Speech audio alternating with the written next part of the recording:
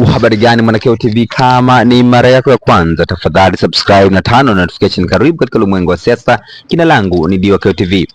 Moja ya machapisho ambayo yanasambaa kwa kasi sana katika mitandao ya kijamii ni chapisho ambalo Godbless Ijylema ameliambatanisha katika mtandao wa Twitter, ambayo hayo ni maneno ya mchungaji au nabii IPM. IPM alisema, nilimnunulia mke wangu iPhone 17 siku hiyo hiyo nikapiga show.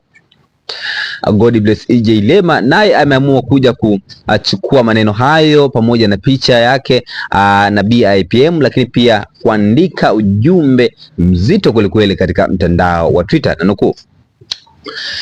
Nanukuu maneno ya Godbless Ijylema: hii kauli ya kupumbavu inashusha hadhi ya ndoa na mwanamke. Mapenzi si show ya kununuliwa kwa iPhone, ni wajibu wa kiungu unaojengwa kwa upendo na heshima. Ukianza kujenga ndoa kwa zawadi, ujue umeiweka rehani. Leo iPhone, kesho akipewa G-Wagon nje anakuuza bila hata huruma. Ndoa si biashara, ni agano. Ukifanya soko, usishangae bei ikapanda na wewe ukauzwa.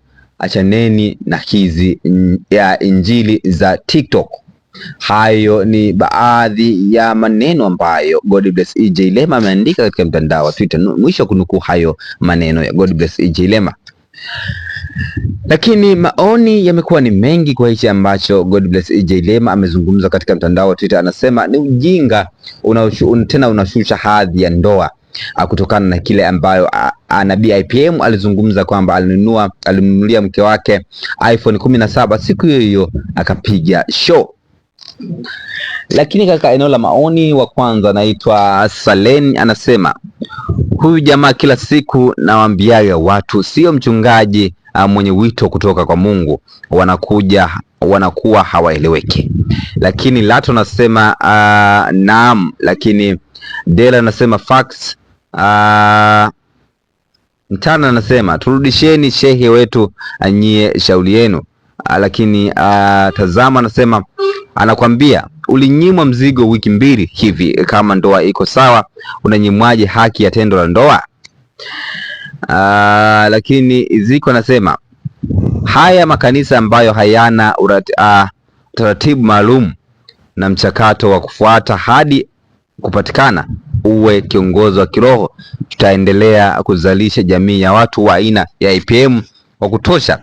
Ukijisikia kuhubiri, unajiblandi, unapata waumini, unajifanya Biblia umeikariri vifungu 2 vitatu, unakuwa pasta.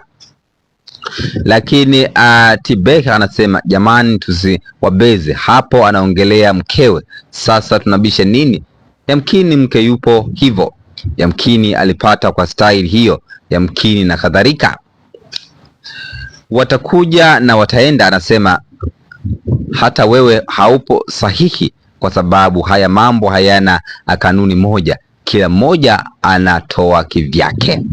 Hayo ni maoni ambayo yametoka katika chapisho la Godbless Ijylema. Jina langu Diokel TV. Tafadhali subscribe na turn on notification. Bye bye.